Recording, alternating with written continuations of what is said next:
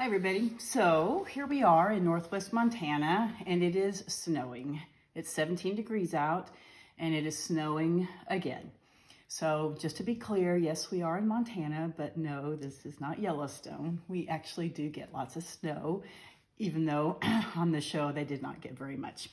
Okay, so because the landscape is white and white and more white, I decided today that I was going to lighten up the neighborhood of my house by planting up some daffodils. Now, if you've been following me on Instagram, you know that I've been forcing daffodils and tulips in my basement for sale as cut flowers. And yesterday and the day before, I worked my off-farm job and some of the daffodils bloomed and bloomed already before I could catch them, before they bloomed, and so they're not really suitable for cut flowers. As soon as the daffodils bloom, and tulips too, bloom wide, they only have another 3, 4, 5 days worth of vase life. However, if I pot them up in soil, they could give me a little bit longer, maybe 6 or 7 days in soil instead of the short 3 days in the vase after they've been cut. So that's what I'm going to do today.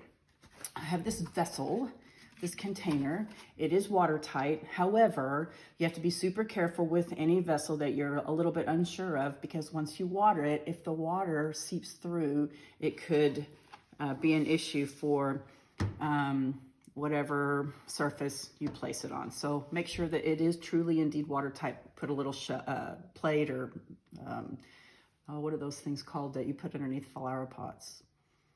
Anyway, put some kind of plate or something underneath it to keep it from seeping through if the water, when you water it, seeps through.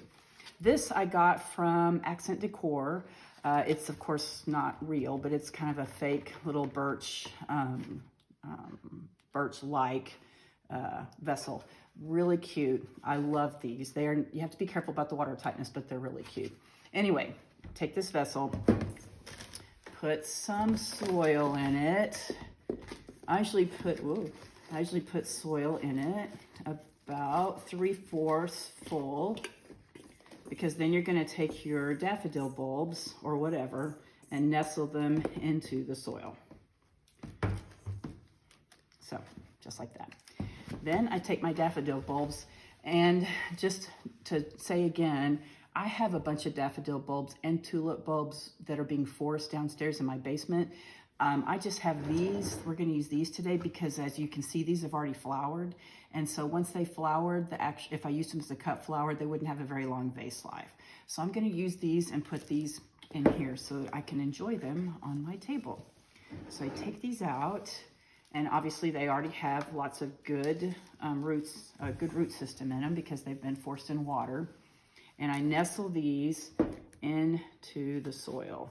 Now, typically, daffodils, you don't have to nestle the bulb completely, submerge the bulb in soil. You don't have to do that, especially if they're being forced. But these tend to be a little bit top heavy. Even though the blooms are tiny, they have a tendency to be a little bit top heavy. And if you don't nestle them pretty securely down into the soil, they'll tip over. Ask me how I know that. Anyway, I usually kind of, see, look at that one. See, I usually kind of push them gently into the middle of the container, because that way they have a really sweet look about them when they're all grouped together in a little bunch, instead of, like all around the edge of the container. See, just like that. And even though some of these are kind of tipping a little bit, you can, I keep using the word nestle them into the soil so that they don't tip quite as much. There we go. Oh, look, that one's got another bloom coming on. All right. Just like that. Pretty sweet. There. And then I snagged some of these little branches from a bush that we have out in the yard yesterday, or I guess it was 2 days ago. And you can just tuck these into the center of your container, and it gives it a little bit more interest. And actually, I don't know if you can see these, but these are starting to bud out a little bit. Once they come into the house and get a little bit warm, sometimes the little sticks will kind of bud out a little bit, and these have started to do that. I don't know if you can see that on here. Okay, there we go. Kind of cute. And then I almost always add to my spring containers some reindeer moss. Now you can get this on Amazon. It is moss, it's dried moss, but this particular type of reindeer moss has been dyed. Once it is harvested, it kind of dries out to kind of a brown, not so pretty look, which is okay if that's what you're going for. But since it's already so dreary and dark and yucky outside, I went for what they call the spring mix, or it's also called chartreuse color. As you can see, it really kind of adds a pretty little yellow color to this spring container. All right, there you go.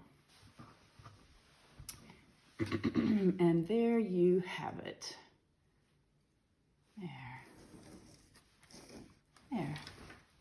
A spring container that I can put on my kitchen table, even though it's dreary and white and yucky outside.